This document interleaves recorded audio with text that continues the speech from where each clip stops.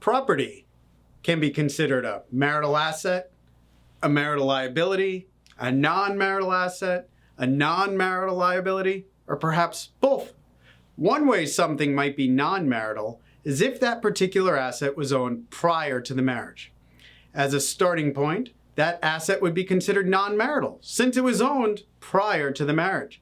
However, those assets need to be analyzed and considered because they may be a non-marital asset that ultimately has a marital component.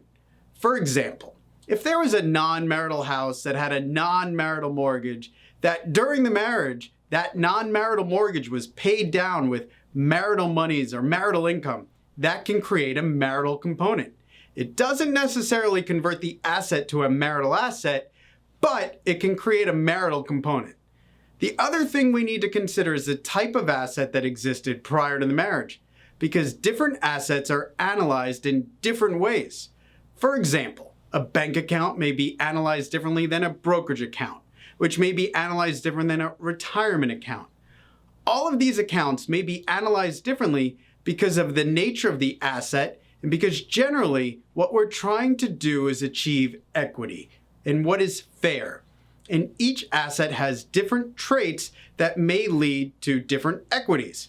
So as a starting point, if something is owned prior to marriage and it is in your name or your spouse's name only, the starting point is it's non-marital, but the analysis doesn't stop there.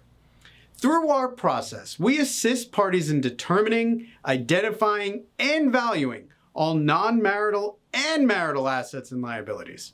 If you would like to learn more about the in-divorce process, give us a call at 954-780-8247.